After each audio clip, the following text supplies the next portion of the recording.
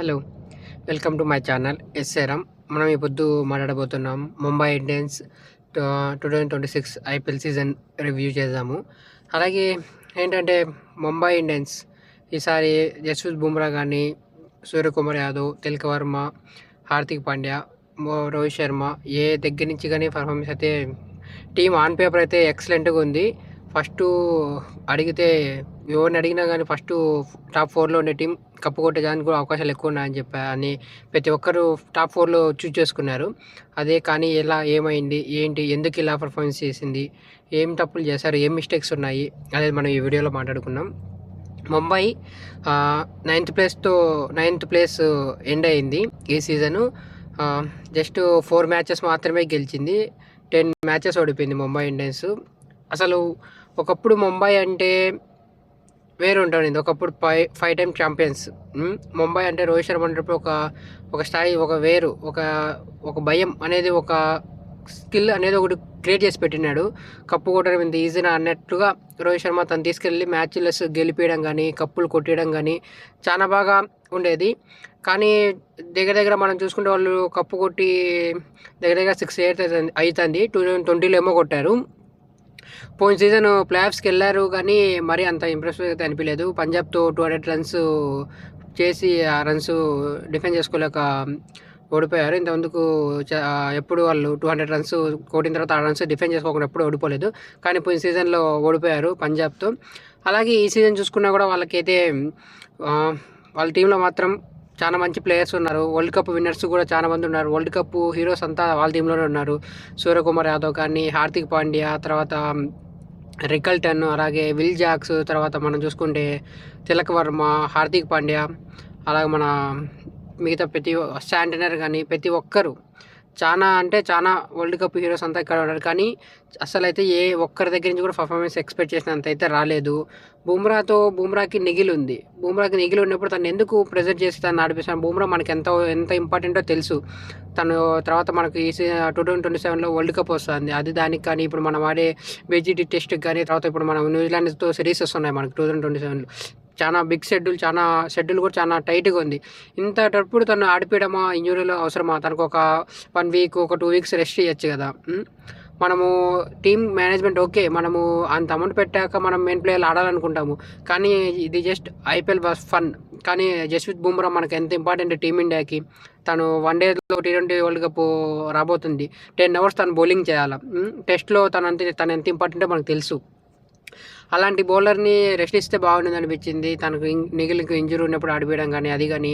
తర్వాత వీళ్ళు చెప్పే ఎట్లున్నాయంటే, చిన్నప్పుడు ఇంట్లో ఎప్పుడన్నా అమ్మ వచ్చినప్పుడు స్కూల్కి పొమ్మన్నప్పుడు, అమ్మ పోనమ్మా నాకు కడుపుని వస్తుంది చెప్పమ్మా అన్నప్పుడు చెప్పినట్టుగా రీజన్స్ చెప్తున్నారు వీళ్ళు. అట్లున్నాయి రీజన్స్ అయితే. మన చిన్నప్పుడు స్కూల్కి పోకున్నప్పుడు కడుపు నొప్పి ఇస్తుంది, జ్వరం వస్తుంది, పోనని ఏడుస్తాను చూడు, అట్లా రీజన్స్ ఉన్నాయి. బుమ్రాకేమో నిఖిల్ ఇంజురీ అంటారు, హార్దిక్ పాండ్యాకేమో బ్యాక్ ఇంజురీ కొంచెం తనకు, లేదంటే అప్పుడు సూర్యకుమార్ యాదవ్కి ఫింగర్ ఇంజురీ అంటున్నారు, రోహిత్ శర్మకి ఇంజూరీ అని చెప్పి ప్రతి ఒక్కరిని బ్యాకప్ చేస్తూ వస్తున్నారు.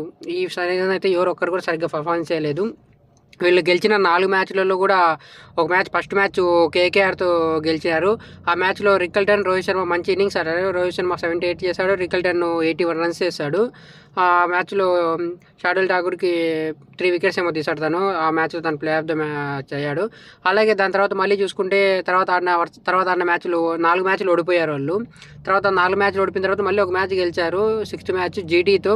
అదైతే ఒక మంచి నాకుతోనే గెలిచారు. 100 runs, 99 runs డిఫెన్స్తో గెలిచారు. ఆ మ్యాచ్లో తిలక్ వర్మ అయితే చాలా బాగా ఆడినాడు, 100 runs కొట్టాడు. అలాగే నమ్మర్దీన్ కూడా 45 runs చేశాడు. తను కూడా బాగా ఆడినాడు ఆ పొద్దు. Tilak Varma play of the match ఆడాడు. తర్వాత మళ్ళీ 3 మ్యాచెస్ ఓడిపోయారు. దాని తర్వాత మళ్ళీ ఎల్ఎస్జీతో ఒక మ్యాచ్ గెలిచారు. ఆ మ్యాచ్ కూడా చాలా బాగా ఆడినారు, 230 runs చేజ్ చేసి గెలిచారు. ఆ మ్యాచ్లో కూడా రికల్టన్, అలాగే మన రోహిత్ శర్మ వాళ్ళిద్దరు బాగా ఆడారు. 84, 85 runs చేశారు వాళ్ళిద్దరు. ఆ మ్యాచ్ కూడా గెలిచారు. దాని తర్వాత మళ్ళీ ఒక మ్యాచ్ ఓడిపోయి మళ్ళీ 12th మ్యాచ్ గెలిచారు, 12th మ్యాచ్ పంజాబ్తో. ఆ మ్యాచ్ కూడా చాలా బాగా ఆడినారు. 200 runs చేస్తే 200 runs చేజ్ చేశారు. ఆ పొద్దు కూడా తిలక్ వర్మ, రికల్టన్ బాగా ఆడినాడు. తిలక్ వర్మ 75 runs చేశాడు, రికల్టన్ 45 runs చేశాడు. మనం ఇక్కడ చూసుకుంటే వాళ్ళు 4 మ్యాచెస్ గెలిస్తే 4 మ్యాచెస్లో 2 మ్యాచ్లు తిలక్ వర్మ బ్యాటింగ్ 100 రన్స్ చేసి గెలిపించాడు. 100 రన్స్ ఒక మ్యాచ్, 75 రన్స్ ఒక మ్యాచ్ చేశాడు. ఇంకొక చూసుకుంటే రోహిత్ శర్మ ఒక మ్యాచ్ 78, ఒక మ్యాచ్ 75 రన్స్ చేశాడు. తర్వాత మన ఓపెనర్ రికల్టన్ 3 మ్యాచ్లు, ఒక మ్యాచ్ 83, ఒక మ్యాచ్ 81, ఒక మ్యాచ్ 45 రన్స్ వేస్తాడు. అంటే వీళ్ళ మధ్యలో వీళ్ళు ఆడినప్పుడు మ్యాచ్ మాత్రమే గెలిచాయి. సూర్యకుమార్ యాదవ్ నుంచి అనుకున్నంత అయితే ఏం రాలేదు. టీం అయితే చెప్పేదానికైతే పేర్లు అయితే చాలా బాగున్నాయి, కానీ ఎవరైతే ఫామ్లో అయితే ఎవరూ లేరు. శాంటనర్ కానీ, విల్ జాక్స్ కానీ, తర్వాత రికల్టన్ పర్లేదు అంత ఇంతో ఆడాడు. తర్వాత రోహిత్ శర్మ ఇంజరీ నుంచి వచ్చినా కానీ అంత టచ్లో అయితే అనిపించలేదు.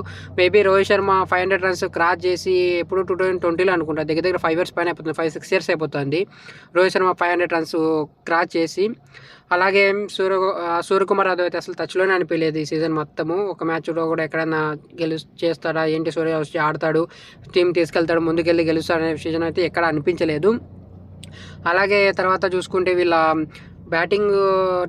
బ్యాటింగ్లో మొత్తము ఫస్ట్ రికల్టన్ ఉన్నాడు, 448 రన్స్ చేశాడు. తను టాప్లో ఉన్నాడు ముంబై తరపు నుంచి. తర్వాత తిలక్ వర్మ 359 రన్స్ చేశాడు. నమర్దీర్ 318 రన్స్ చేశాడు. అంతే. మిగతా వాళ్ళు ఎవరైతే అంతగా పర్ఫార్మెన్స్ చేయలేదు. రోహిత్ శర్మ 200 ఎంతనో చేసినట్టున్నాడు. హార్దిక్ పాండ్యా ఒక 250-200 మధ్యలో ఉంది. బ్యాటింగ్ అయితే అంతగా ఎక్కడ లేదు. సూర్య ఇప్పుడు మినిమం ఒక 400-450 రన్స్ ఇచ్చేటోడు, కానీ ఈ సీజన్ తను కూడా పర్ఫార్మెన్స్ అయితే ఏం రాలేదు. ఇంకా వీళ్ళ బౌలింగ్ చూసుకుంటే బౌలింగ్లో టాప్ అయితే అల్లా గర్వ్ ఫర్జన్ ఉన్నాడు. తను 15 వికెట్లు తీశాడు. తర్వాత కార్బన్ బోస్ ఉన్నాడు, 6 మ్యాచెస్లో 12 వికెట్స్ తీశాడు. అలాగే షార్దుల్ ఠాకూర్ 9 మ్యాచెస్లో 12 వికెట్స్ తీశాడు. జస్ప్రీత్ బుమ్రా అయితే జస్ట్ 4 వికెట్లు మాత్రమే తీశాడు. 13 మ్యాచ్లు ఆడి 4 వికెట్లు తీశాడు. జస్ప్రీత్ బుమ్రా ఎకనామీ 8+ ఉంది. అంటే ఎప్పుడు బుమ్రా జస్ట్ 6-7 కంటే ఎక్కువ, 6 మ్యాక్సిమం 6 బుమ్రాది. వికెట్స్ రాకపోయినా స్కోరు ఎకనామీ అయితే 6లో ఉన్నాయి. అలాంటిది ఈ బుమ్రాకి 8.90 ఉంది ఎకనామీ. అంటే మనం అర్థం చేసుకోవాలి, బుమ్రా వేసిన వికెట్స్ వచ్చిన మ్యాచ్లలో తను అంత ఫిట్గా అయితే అనిపించలేదు. ఆ మ్యాచ్లో వికెట్స్ తీయకపోయినా డాట్స్ అయితే పెట్టాడు. తర్వాత స్కోర్ రన్స్ అయితే ఎక్కువ లీక్ చేస్తూ వచ్చాడు. కాబట్టి చాలా ఉంది. అలాగే మెయిన్ ఏంటంటే ఎక్కువ విరోధం ఎక్కడ జరిగిందంటే రోహిత్ శర్మని కెప్టెన్సీలో తప్పించి తర్వాత హార్దిక్ పాండ్యా కెప్టెన్సీ అక్కడి నుంచి లక్నో నుంచి తీసుకురావడం, జీటీలోంచి తీసుకురావడం. జీటీలో ఒకసారి కప్పు గెలిపించాడు, ఒకసారి రన్నరప్ తీసుకెళ్ళాడు. ఆల్మోస్ట్ అది కూడా కప్పు గెలిపించాడు. 2 బాల్కి 10 రన్స్ కొట్టడం అంటే చాలా అంత ఆషమాషి, అంత ఈజీ కాదు. ఎప్పుడూ ఒకసారి జరుగుతుంది. అది రవీంద్ర జడేజా చేసి చూపించాడు, 6-4 కొట్టి. ఆల్మోస్ట్ అప్పుడు కూడా కప్పు గెలిపించేంత వరకు తీసుకెళ్ళాడు. అక్కడి నుంచి హై ఎక్స్పెక్టేషన్తో రోహిత్ శర్మని కెప్టెన్గా తీసి హార్దిక్ పాండ్యాని కెప్టెన్గా చేశారు. అది కూడా చాలా బిగ్ ట్రేడ్ జరిగింది అప్పుడు. అలాగే తను కెప్టెన్సీ ఇస్తేనే వస్తా అని చెప్పాడు. ఆ కెప్టెన్సీ కోసం రోహిత్ శర్మ తప్పించి తనకిచ్చారు. ఒకవేళ మేబీ హార్దిక్ పాండ్యా నుంచి ఏ తప్పు లేదు, తను కెప్టెన్సీ కావాలన్నారు, కెప్టెన్సీ ఇచ్చి తను తీసుకొచ్చి చేశారు. కానీ తను కెప్టెన్సీ చేసిన తర్వాత అయితే తన నుంచి పర్ఫార్మెన్స్ బ్యాటింగ్లో కానీ బౌలింగ్లో కానీ ఏ విధంగా అయితే ఒక్క రవ్వ కూడా ఆశించినట్టుగా రాలేదు. అసలు టోటల్లీ ఫెయిల్డ్ అయిపోయాడు. జీటీకి ఉన్నప్పుడు ఎలా ఉన్నాడో జీటీకి తర్వాత నుంచి వచ్చిన తర్వాత అయితే టోటల్లీ చేంజ్ అయిపోయాడు. దానికి కారణాలు కూడా చాలా ఉన్నాయి. ఏంటంటే మహిళా జయవర్ధిని తర్వాత కానీ తన నుంచి హార్దిక్ పాండ్యా ఇద్దరి మధ్యలో పడకపోవడము, అలాగే పోలాట్కి హార్దిక్ పాండ్యాకి సరిపోకపోవడము, ఈ టీంలో ప్లేయర్స్కి హార్దిక్ పాండ్యాకి సరిపోకపోవడం, ఇలాంటి చాలా అయితే ఉన్నాయి. ఒకవేళ మేబీ మనం ఒకసారి టాస్ గెలిచేప్పుడు మనం కూడా జస్ప్రీత్ బుమ్రా కూడా చూసాం చాలా సన్స్పనిగా.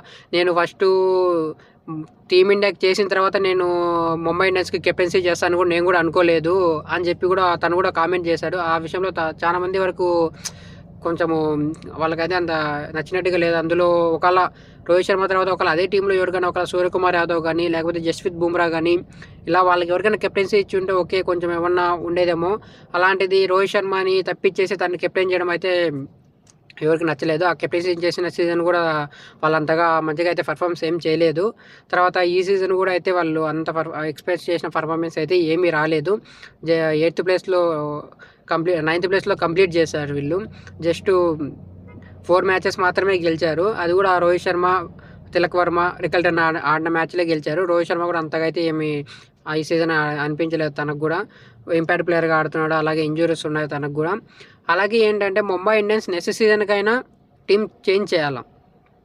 వీళ్ళు ఇదే ప్లేయర్స్ని నమ్ముకుంటే అయితే కష్టం. ప్లేయర్స్ ఓకే, నేమ్స్ వరకు ఓకే, నేమ్స్ చాలా బాగున్నాయి, కానీ కొత్త వాళ్ళకి ఛాన్స్లు ఇవ్వాలా, కొత్త వాళ్ళని టీంలో తీసుకొచ్చి అప్డేట్ చేసి కొత్త వాళ్ళకి ఛాన్సులు అవకాశాలు ఇస్తేనే కదా టీంలు అనేది ముందుకెళ్తారు. ఎంతవరకు మనం ఇదే టీంతో అదే రోహిత్ శర్మ, అదే సూర్యకుమార్ యాదవ్, అదే తిలక్ వర్మ వీళ్ళతోనే వెళ్ళి జస్ప్రీత్ బుమ్రా, షార్దుల్ ఠాకూర్ వీళ్ళతోనే అంటే మాత్రం చాలా టఫ్ అవుతుంది. నెక్స్ట్ సీజన్ అయినా కొంచెం టీంని ప్లేయర్స్ని చేంజ్ చేయాలా, కొంచెం మార్చాలా.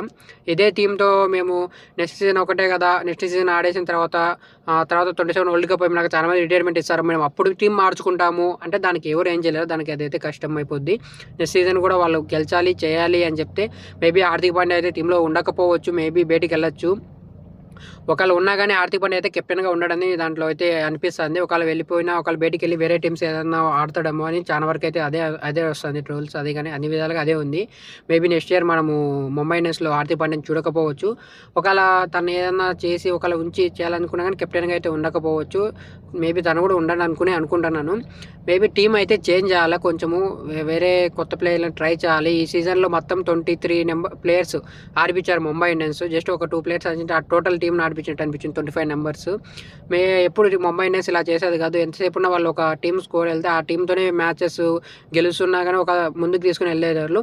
ఇంతకుముందు కూడా వాళ్ళు ఒక 4-5 మ్యాచెస్ ఓడిపోయిన తర్వాత మ్యాచ్ బాగా ఫామ్లోకి వచ్చి మిగతా మ్యాచ్లు అన్నీ గెలిచి ప్లే ఆఫ్స్కి వెళ్ళి అలా ఉన్నాయి. కానీ ఈ సీజన్లో అయితే ఎప్పుడైతే మిడ్ మ్యాచ్లలో వాళ్ళు ఓడిపోయారో ఆల్మోస్ట్ అందరూ చాలా వరకు ప్లే ఆఫ్స్కి వెళ్ళదని అప్పుడే కన్ఫర్మ్ చేశారు. కానీ ఫస్ట్లో చూసినప్పుడు టీం ఆన్ పేపర్ అయితే ఎక్సలెంట్గా ఉంది. ఈ టీం ఆన్ పేపర్గా అన్బీటబుల్, ఎవరు ఓడిపించలేడు అన్నట్టుగా ఉంది. 10 బోల్ట్ కూడా చాలా రన్స్కి అయితే ప్లెంటీ రన్స్ ఇచ్చేసాడు తను కూడా. అది కూడా చూసుకోవాలి. నెక్స్ట్ సీజన్ అన్న కొంచెం మార్చాలా బౌలింగ్లో కానీ. కొంచెం షార్దుల్ ఠాకూర్, దీపక్ చహర్ వాళ్ళకు అంతకు మించి వాళ్ళ దగ్గర మనం ఇంకా ఎక్స్పెక్ట్ ఏం చేయలేము. తను పర్లేదు అనిపిస్తున్నారు. మేబీ నెక్స్ట్ సీజన్ కన్నా కొంచెం వాళ్ళు మార్చి చేస్తారో లేదో చూద్దాం. అది ఇప్పుడు కాదు, నెక్స్ట్ సీజన్ మనము అప్పటికి మాట్లాడుకుందాము.